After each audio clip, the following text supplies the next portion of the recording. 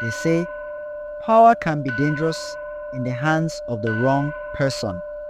That's what I came to understand about evangelist Ebuka from Oha Ozala village. I saw things that made me question everything I thought I knew about faith and miracles. The day I realized something wasn't right was when I saw his eyes, cold and distant, while the crowd cheered, believing he'd worked another miracle. Evangelist Ebuka had arrived in our village as a humble preacher. He called himself a man of God, traveling from place to place, praying and healing. At first, he was just another pastor with big dreams and powerful words. People liked him because he seemed sincere. He'd pray loudly, his voice echoing through the dusty roads of Oha Ozala, and he'd say things like, "God is here, and he will make you whole." Villagers started flocking to his services, hoping to be healed, hoping to see a miracle. But the miracles started small and strange. At first, he would heal headaches or back pain. Then he moved on to more dramatic acts, making the blind see, the crippled walk, and claiming to cast out evil spirits. People were amazed. Even those who doubted at first started believing. They'd say, "Evangelist Ebuka is a true prophet. He has the power of God." I didn't want to believe the rumors that started floating around, but I couldn't ignore them. They said he was using charms, that he was going to the neighboring town of ENQUIRIES to meet with certain men known for their dark powers. The rumors were that these men had taught him how to make potions and powders that would make people fall under his influence. At first, I brushed it off as village gossip. But as the weeks passed, I noticed more signs that made me wonder. One night, I decided to find out for myself. I followed him, hiding in the shadows. I watched as he slipped out of the village and made his way to the edge of Umunanko, where he met a group of strange men dressed in black robes. They handed him a bundle wrapped in red cloth, and he held it like it was something precious. I couldn't see what was inside, but I had a sick feeling in my stomach. I wanted to believe there was a good explanation, but deep down, I knew what I'd seen. Soon after that night, his services changed. When Evangelist Ebuka preached, people would fall to the ground, crying and shaking. He would touch someone and they'd collapse, claiming to feel the power of God. But I noticed something strange. Many of these people were the same faces each week. They'd cry, shake, and shout. But later, I'd see them walking around as if nothing had happened. And when they spoke, they'd talk about feeling connected to Evangelist Ebuka, as if they were under some spell. One day, an old woman from a nearby village came to one of his services. She was poor, nearly blind, and had spent all she had to travel there. She believed he could heal her. Ebuka laid his hands on her, and for a moment, she claimed her vision returned.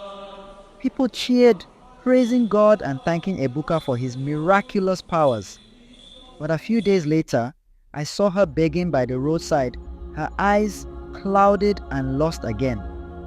By then, I knew something was wrong. I could no longer keep quiet.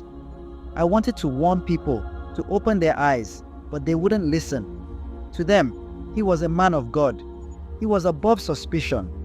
And as for me, I was just a doubter, a troublemaker who couldn't understand the power of faith. The day I decided to confront Evangelist Ebuka, I went to his home late in the evening. I found him alone, and I told him I knew about his meetings with the men from Umunko. I told him I'd seen the bundle wrapped in red cloth. He didn't deny it, but instead he laughed. A strange, cold laugh that sent shivers down my spine. "You don't understand," he said. "People need something to believe in, and I give them that. They need to feel hope, even if it's not real. They need miracles, and I deliver them. But it's not real, I said, barely able to keep my voice steady. You're lying to them. You're playing with their faith. He looked at me with those cold eyes, and for the first time, I saw the man he truly was, ambitious, driven, willing to do anything to hold power over people. Faith doesn't need to be real to work, he replied. It only needs to feel real. I left that night, shaken. I realized the evangelist Ebuka wasn't just deceiving the villagers. He was exploiting their hopes and fears to gain wealth and control. Soon enough, he built himself a grand house at the edge of the village, paid for by the donations of his followers, who gave everything they had, believing they were supporting a true man of God. This is only the beginning of the tale, but I'll say this. His lies couldn't stay hidden forever. The truth has a way of surfacing, even if it takes time. And I had made up my mind that somehow I would reveal the truth about Evangelist Ebuka's fake miracles and dark practices, even if no one believed me yet. As the months passed, Evangelist Ebuka's influence only grew stronger. The villagers poured their money into his ministry, hoping their seeds of faith would bring them blessings, healing, or some miracle they desperately needed. Many of them were struggling farmers or traders, barely scraping by, but they gave whatever they could. It was as if they were under some spell, believing that with each offering they would receive blessings tenfold. One day, Evangelist Ebuka announced he would be holding a night of divine miracles. Word spread quickly, and people came from neighboring villages, traveling miles to see him. They wanted to witness these miracles with their own eyes. Even those who doubted before began to believe simply because so many others did. It was as though the entire village had fallen under his charm. The night of the event, people packed into the makeshift church Ebuka had set up in an old school hall. Women held their children tightly. Old men leaned on their walking sticks, and young men waited in anticipation, hoping to see proof of Ebuka's powers. The air was thick with the scent of incense and anticipation. Evangelist Ebuka entered, dressed in a dazzling white robe. He held a staff in one hand, and his eyes glistened in the dim light. He began to preach, his voice deep and commanding, weaving stories of divine encounters and prophecies. As he spoke, I noticed some people in the crowd swaying, almost in a trance, as if his words were pulling them into some unseen world. Then came the miracles. First, a man who had walked with a limp for years was brought forward. Evangelist Ebuka placed his hand on the man's shoulder, muttered something under his breath, and shouted, "In the name of the Almighty, walk!" The man staggered for a moment, then began to walk normally, his limp seemingly gone. The crowd erupted in cheers and praise. Next was a woman who claimed to have been partially blind. Ebuka waved his hands over her eyes, chanting in a strange language that none of us recognized. He told her to open her eyes and see, and to everyone's amazement, she claimed she could see again. People were crying, hugging each other, and shouting praises.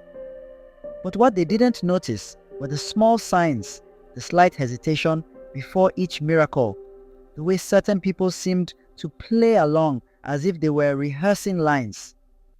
I saw it, but I felt like a lone voice in a sea of blind believers.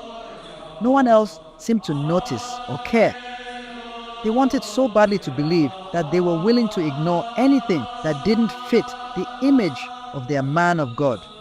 Then came something that sent chills down my spine. Evangelist Ebuka called up a young girl, saying he could sense an evil spirit around her. The girl, no more than 12, stood trembling as he placed his hands on her head and shouted words in a language that sounded dark and unfamiliar. She collapsed, shaking and foaming at the mouth. Ebuka cried out, "The evil spirit is leaving her!" The crowd gabbled and cried, some even falling to their knees in worship. But as I watched, I saw something he hadn't intended anyone to see. I was standing close enough to catch a glimpse of a small vial he slipped back into his robe, a dark liquid that seemed to vanish as quickly as it appeared. I'd heard whispers about potions and powders from Umu Nkwo, and I knew this was no divine power at work. It was a trick, a carefully orchestrated act. After the service, people poured out into the night, still singing praises, recounting what they had witnessed. Some were even calling him Prophet Ebuka now, claiming he was sent by God himself to save our village. But I knew something was deeply wrong. I knew I had to find out the truth behind his powers, even if no one believed me. A few days later, I went to visit an elder in a neighboring village who had been known for his wisdom. He was an old man who had lived through the rise and fall of many miracle men, and I hoped he could give me some insights. When I told him about Evangelist Ebuka, he nodded slowly, as if he'd heard it all before. "There are those," he said, his voice barely above a whisper, "who seek power, not for God, but for themselves. They use charms and dark magic to cast spells over the minds of people. They use potions to make it seem like they have power, but it's only an illusion. And those who believe in them, they become prisoners of that illusion." I asked him what I could do, how I could show people the truth. He shook his head, a sad look in his eyes. People see what they want to see. It is a dangerous thing to try to open the eyes of those who have blinded themselves willingly. But in time, the truth reveals itself. When his power begins to slip, people will see. When his power begins to slip, people will see. And then, only then, will they know who he truly is. I returned to Oha Ozala with a heavy heart. I knew it would be difficult to reveal Evangelist Ebuka's deceit, especially when so many were under his spell. But that the elder's words stayed with me. In time, the truth reveals itself. And so I waited and watched, knowing that someday Evangelist Ebuka's lies would unravel and the village would see him for what he truly was. This is where the first part of the story ends. But there is more to tell, for Evangelist Ebuka's hold over Oha Ozala did not weaken easily, and what happened next would shake the village to its core.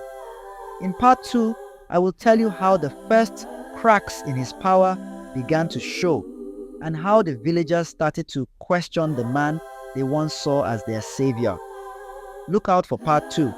If you enjoyed this true life folktale story, don't forget to subscribe to our channel. Here, we share powerful, real-life stories of resilience, dreams, and triumph that will move and motivate you. By subscribing, you'll never miss a new story, and you'll be part of a community that believes in the strength of the human spirit. Hit that subscribe button and join us for more unforgettable stories that prove anything is possible.